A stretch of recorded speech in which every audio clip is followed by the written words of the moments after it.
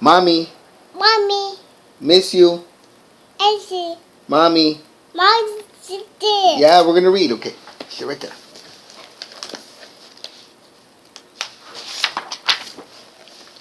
Once upon a time, there lived a beautiful young girl named Belle. She loved to read and could often see the wondering things in her village with wonderful things through her village with books.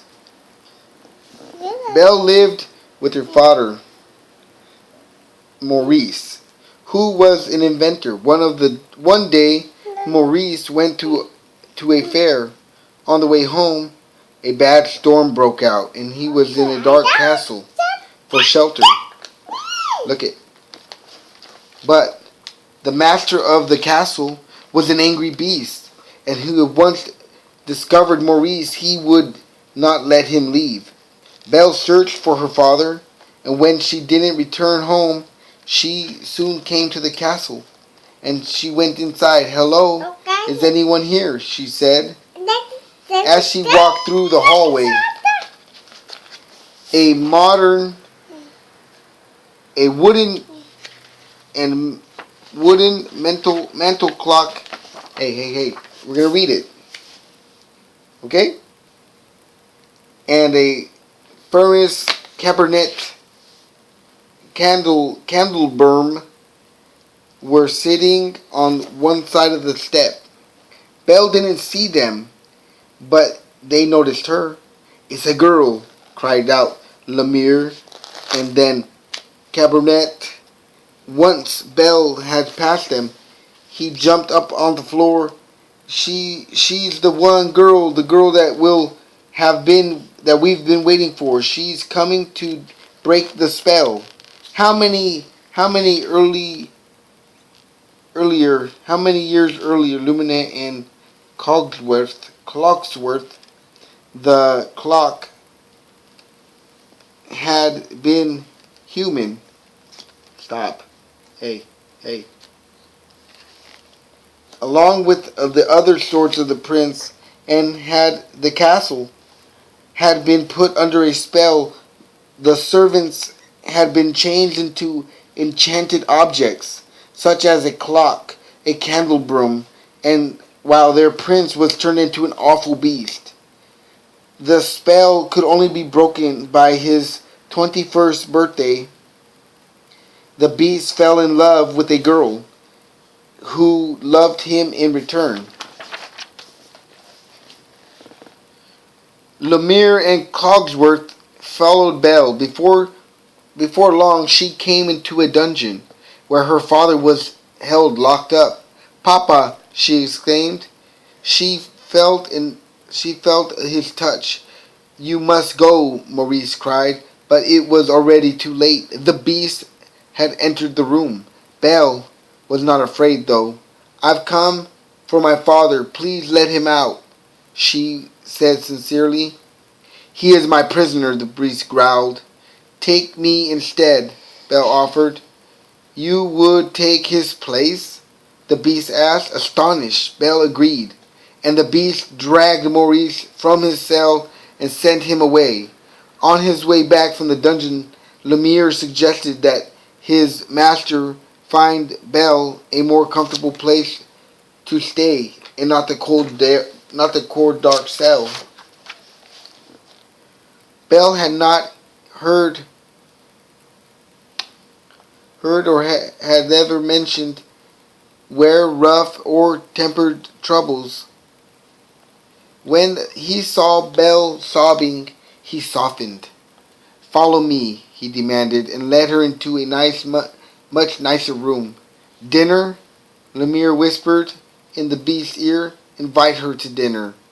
"You will join me for dinner," the beast commanded before he slammed the door shut.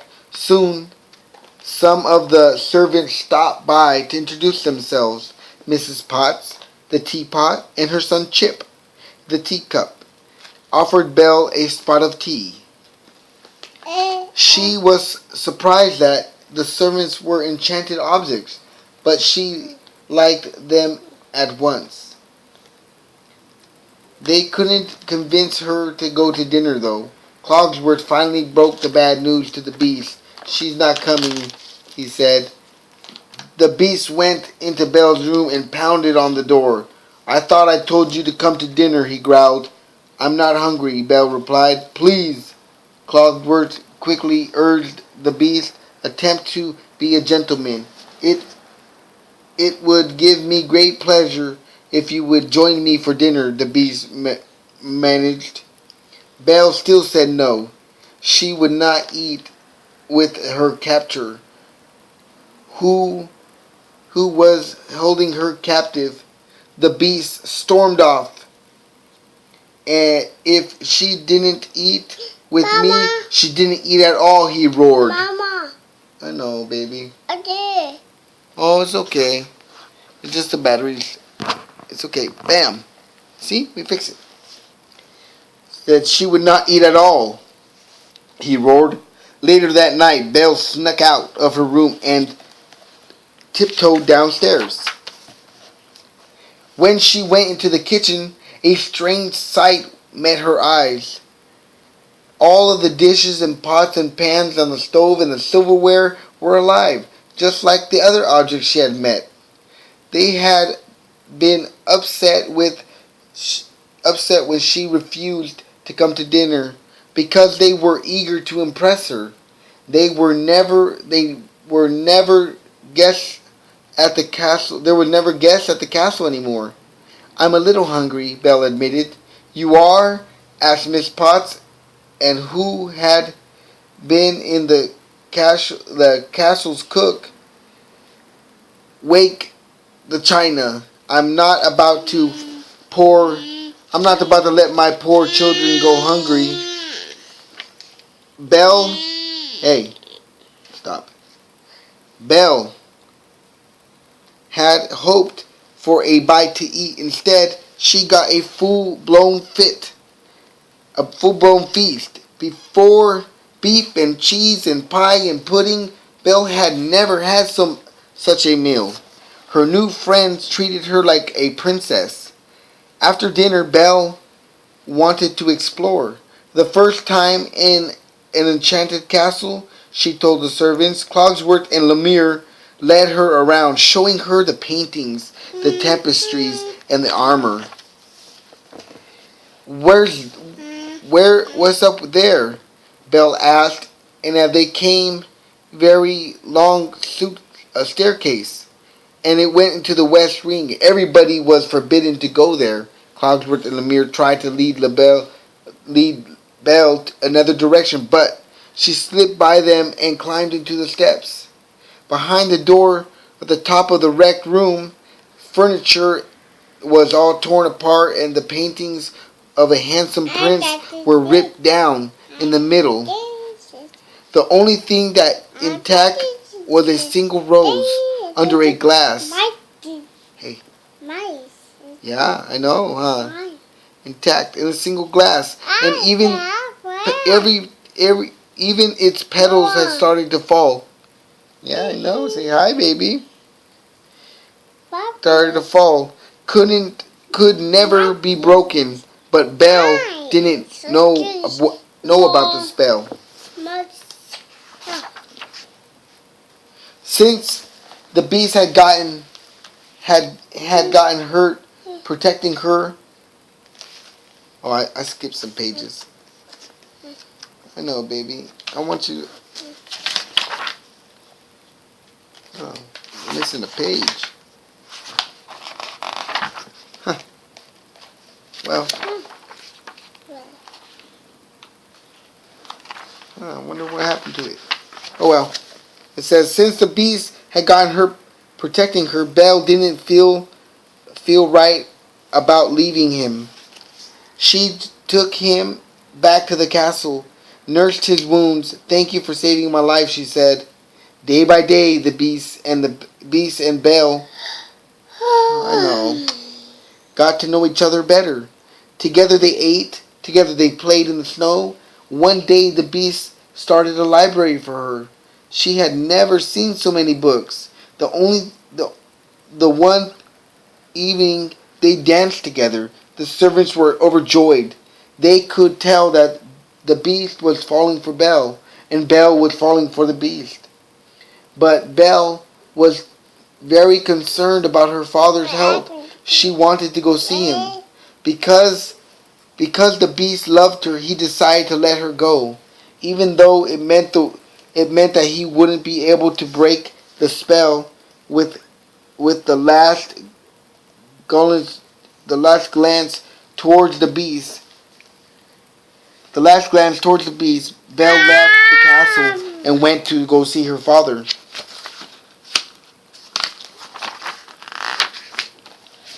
When the villagers heard that the beast had captured Belle, they attacked the castle, even though she told them how nice he had been. Lemire and Cogsworth came up with a plan to defend the castle. When the villagers stormed inside, the enchanted furniture fell on them. The teacups poured scalding tea on their heads. Cabinet doors flew open, knocked down people, and the knives and forks soared through the air. The villagers ran out of the gate screaming, but during the fight, the beast had been badly hurt. Belle returned to the castle to find him wounded and dying. "Beast," she cried, kneeling beside him. "Belle," he gasped, "you came back." He was weak, and soon he closed his eyes. "But don't leave me," Belle sobbed. Then, just in time, she added 3 magic words: "I love you."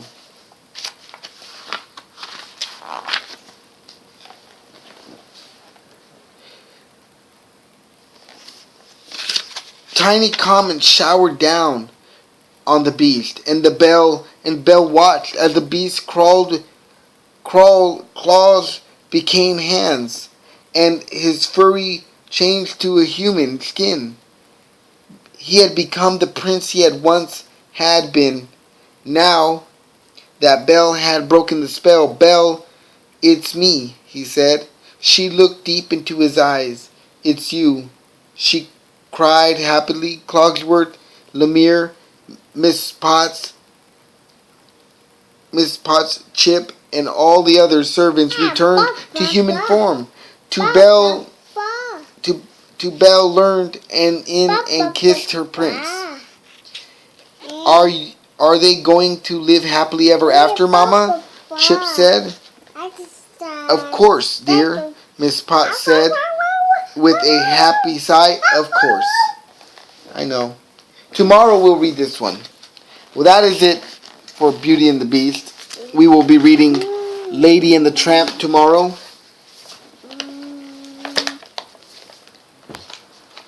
Say goodnight to Mommy. Look it. Come sit over here. Mommy. Okay. Mommy. Say, "Mommy, I love you." I love you. Bye. No, bye. Say, "I love you, baby." Say, "I love you, Mommy." Mommy. Mommy. Give me a kiss. Say, "I love you." I love you. Say, "I love you, Mama."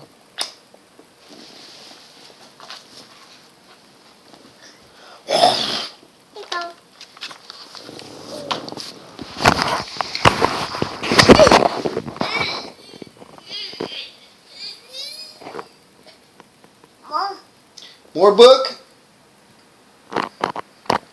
Well, we love you, my queen. I know you're mad as hell right now, and you act, the way you gotta act, but, words are words to me. Actions are everything. And the way I'm acting is I love my baby. I will give her back to you soon, okay? Just want a few nights to love her, hold her, cuddle her, sleep with her, feel that love. I want my family back. I want you back.